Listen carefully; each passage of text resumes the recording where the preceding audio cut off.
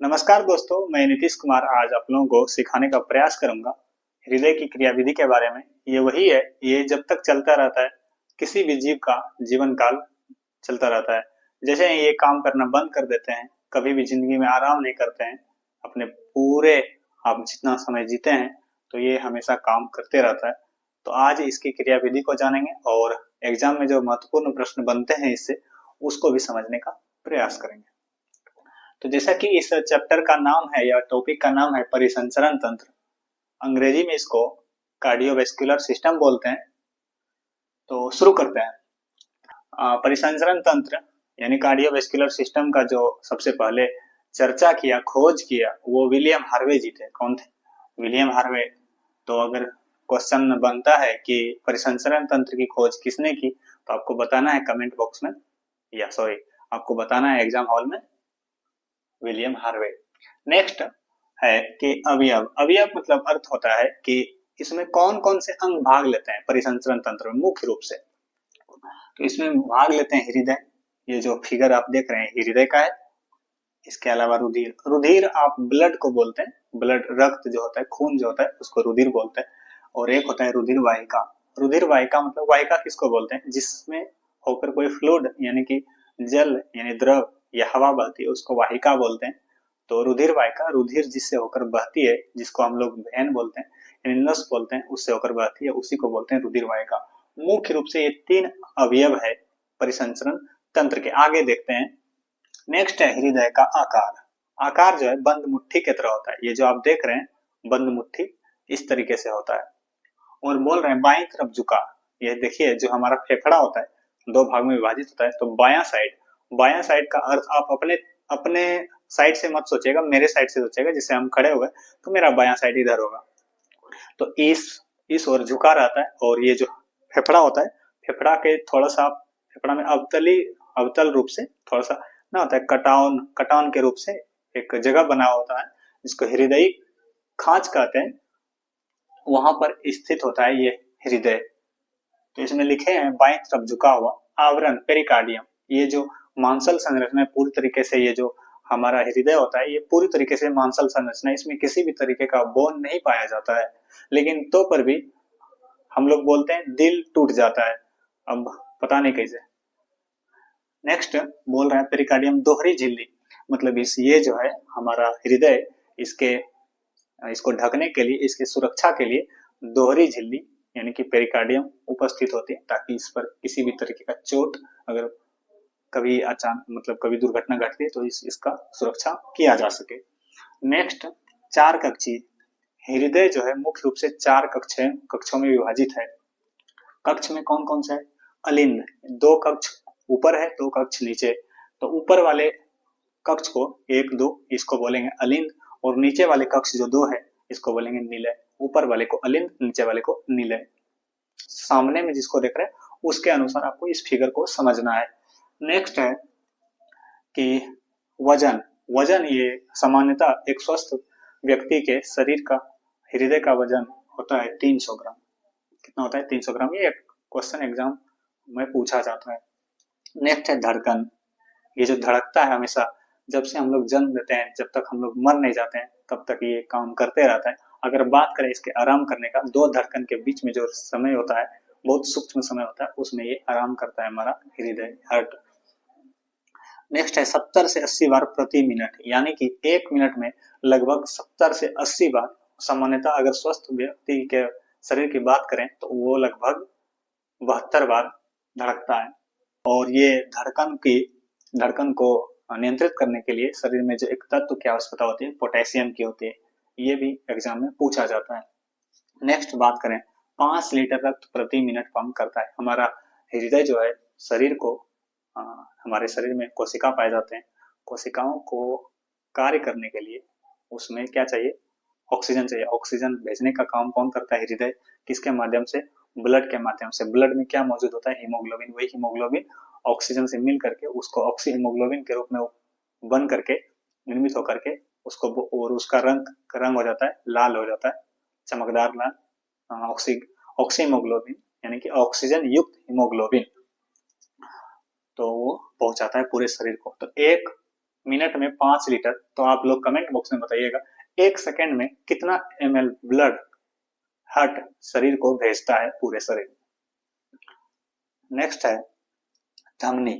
तो दो तरीके से बात करेंगे। वाहिका 2 प्रकार की होती है, धमनी और शिरा। धमनी हमेशा शुद्ध रक्तद होता है, धमनी शुद्ध रक्तद होता है और शिरा अशुद्ध रक्तद होता है। लेकिन अपवाद में बात करेंगे फुफ्फुस। ये फुफ्फुस क्या है, जो धमनी या शिरा उससे कनेक्टेड होती है, फेफड़ा से, उसको बोलते हैं फुफ्फुस धमनी या फुफ्फुस शिरा।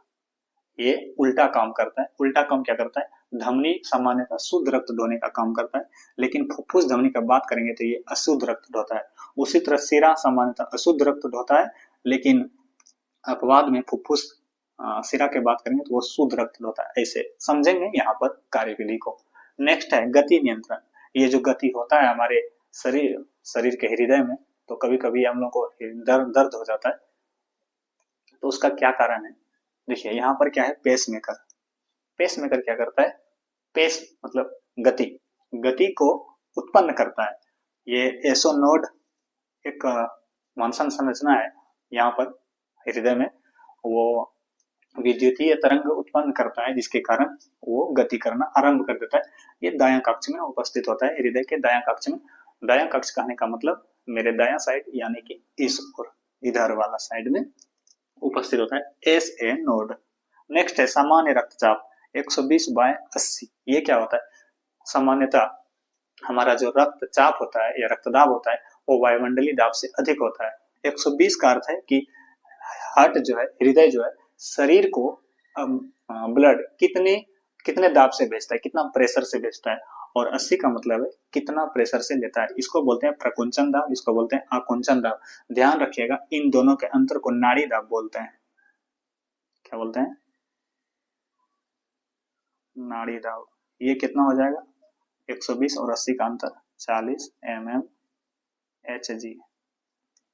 ये भी सामान्यतः प्रश्न पूछे जाते हैं। अब आते हैं हम लोग ये फिगर पे आते हैं, चित्र पे, और इसको समझने का प्रयास करते हैं क्रियाविधि को। सबसे पहले सामान्यतः समझिए, हमारा शरीर काम कर रहा है। अब समझिएगा कि पूरा शरीर में ब्लड मौजूद है। सबसे पहले क्या होता है, हृदय जो है, हृदय सबसे पहले ब्लड को ग्रहण करेगा, क्योंकि ब्लड तो यहाँ बनता नहीं है, ऐसे समझिए। तो ये जो आप देख रहे हैं, ये महाशिरा, सामान्यतः आप पहले बात करें, शिरा जो है अशुद्ध रक्त होएगा, तो जहां से भी आएगा हृदय में वो अशुद्ध रक्त होगा। पूरे शरीर से, शरीर के निचले भाग से, यानी कि पश्च महाशिरा से, वेना कावा जिसको बोलते हैं, इन्फीरियर वेना कावा बोलेंगे इसको, और ऊपर में जो है अग्र महाशिरा, इसको सुपीरियर वेना कावा बोलेंगे।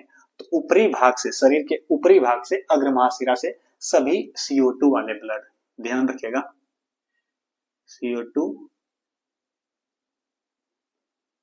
ब्लड, यहां भी वही होगा, CO2 प्लस ब्लड। ये जो है सबसे पहले दायां अलिंद में प्रवेश करता है। कहां प्रवेश करता है, दायां अलिंद में, इसे याद रखिए। 1 नंबर में सबसे पहले कहां प्रवेश किया, दायां अलिंद में। नेक्स्ट, ये जो आप देख रहे हैं, यानी कि ब्लड को विपरीत दिशा में फ्लो होने से रोकने के लिए, कहने का मतलब यहां से यहां आएगा दायां नीले में, फिर इधर से वापस ना आ जाए, इसके लिए एक संरचना पाई जाती है गेट के तरह, दरवाजे की तरह, जिसको बोलते हैं वाल्व। तो इस वाल्व का नाम है त्रिकपाटीय वाल्व, जिसको बोलते हैं ट्राइकास्पिड वाल्व। तो हो गया। तो ये जो है, जब ये सिकुड़ता है, कभी क्या बात किया हम अभी, कि दायां कक्ष में ही पेसमेकर ऐसे नोड उपस्थित होता है जो कि गति नियंत्रित करता है। ये सिकुड़ता है तो ब्लड सभी कहाँ आ जाता है, दायां नीले में। 2 नंबर में कहाँ आ जाएगा, दायां नीले में। अब जो है, जब दायां नीले सिकुड़ेगा तो इसका तो ये दरवाजा अपने आप बंद हो जाएगा। इस तरीके का संरचना ही ये है कि ये बंद होना ही है, ये बंद हो जाएगा और ये खुल जाएगा, और ये खुलने के बाद ये पहुंच जाएगा फुफ्फुस धमनी। अब देखिएगा, धमनी शुद्ध रक्त होता है, लेकिन पहले हम बात किए फेफड़े से जुड़े हुए धमनी या शिरा विपरीत काम करते हैं। तो ये है तो धमनी, लेकिन ढोएगा क्या, CO2 प्लस ब्लड कहां पहुंचाएगा, फेफड़े में, यहां भी सेम हो जाएगा, CO2 प्लस ब्लड। ये पहुंच गया फेफड़े, फेफड़े में जो भी कार्य है वो श्वसन तंत्र में हम लोग बात करेंगे। जब वहां से शुद्ध हो जाते हैं ब्लड, यानी कि CO2 को छोड़ देते हैं और ऑक्सीजन को ले लेते हैं, तो पुनः वो फुफ्फुस शिरा के माध्यम से O2 प्लस ब्लड, देखिए यहाँ पर ये फुफ्फुस शिरा है, हम लोगों ने बात किया शिरा अशुद्ध रक्त धोता है, लेकिन फुफ्फुस अगर आ गया तो वो क्या ढोएगा, O2 उल्टा। हाँ ध्यान दीजिएगा, फुफ्फुस क्यों बोलते हैं, क्योंकि ये फेफड़े से जुड़े होते हैं, ध्यान रखिएगा। नेक्स्ट फुफ्फुस शिरा से O2 प्लस ब्लड, यहाँ भी आएगा O2 प्लस ब्लड, ये आएगा और ये पहुंचेगा हमारा बायां अलिंद में। तो 3 नंबर में कहाँ आएगा, बायां अलिंद, बायां अलिंद में आएगा। फिर पुनः ये सिकुड़ेगा तो कहाँ आएगा ब्लड, कहाँ आएगा, द्विकपाटीय वाल्व खुलेगा और ये ब्लड आ जाएगा यहाँ पे बायां निलय में। तो चौथा नंबर कहाँ हो जाएगा, बायां निलय। और जब ये सिकुड़ेगा, देखिए यहाँ पर क्या है, द्विकपाटीय वाल्व, इसका याद रखने के लिए समझिएगा, बायां साइड है बाइकस्पिड वाल्व, बायां साइड है बाइकस्पिड वाल्व, ऐसे याद कर लीजिएगा। तो दायां साइड का ट्राइकस्पिड हो जाएगा, ये निलय और अलिंद के बीच का जो वाल्व होगा, बायां का बाइकस्पिड वाल्व, दायां का ट्राइकस्पिड वाल्व, ऐसे याद रख लीजिएगा। और जब ये पूरी तरीके से भेजा जाएगा पूरे शरीर में, तो ये कहां से भेजा जाएगा, महाधमनी के माध्यम से। धमनी क्या क्या धोता है, शुद्ध रक्त धोता है। देखिए पहले बात किए थे, तो ये धमनी के माध्यम से पूरे शरीर में शुद्ध रक्त यानी कि ऑक्सीजनेटेड ब्लड पहुंच जाता है जब बायां निलय सिकुड़ता है तब। हृदय को भी पहुंचाने के लिए, हृदय में ही हृदय भी एक अंग है, अंग को काम करने के लिए ऊर्जा चाहिए, ऊर्जा के लिए उसको ग्लूकोज चाहिए, ग्लूकोज के साथ साथ उसका ऑक्सीकरण करने के लिए ऑक्सीजन चाहिए। तो उसको कैसे मिलता है, कौन से धमनी या सिरा होते हैं जो कि इसमें पहुंचाते हैं ब्लड, हृदय को ही। आप लोग कमेंट बॉक्स में बताइएगा, आप गूगल सर्च करके बताइए, किताब से बताइए, लेकिन जरूर बताइए। ये एक पॉइंट आपको छोड़ रहे हैं, या कमेंट बॉक्स में हम भी पिन कर देंगे। ये पुनः पहुंच जाएगा बायां निलय से, ये महाधमनी के द्वारा पूरे शरीर में, पुनः उसी तरीके से ये चक्र चलते रहेगा। ध्यान रखना है, 1 2 3 4, 1 2 2 के बाद आएगा फेफड़ा, 3 4। इस वाल्व की बात नहीं किए थे, फुफ्फुसीय वाल्व बोलते हैं इसको, क्योंकि ये फुफ्फुस धमनी से जुड़ा हुआ है, इसे याद रखिएगा। और इसको बोलते हैं महाधमनी वाल्व, क्योंकि ये महाधमनी से जुड़ा हुआ है। बहुत आसान है, अगर आप लोगों को ये समझ में आ गया तो आप लोग प्लीज मेरे चैनल को अगर सब्सक्राइब नहीं किए तो जरूर कीजिए और अपने दोस्तों के साथ जरूर शेयर कीजिए, क्योंकि हम जितने भी कंटेंट डालने का प्रयास करते हैं वो वैसे डालने का प्रयास करते हैं जैसे कि हम अर्जन करने का प्रयास करते हैं कि हम सीखें और सिखाएं। धन्यवाद, फिर अगले वीडियो में मिलते हैं।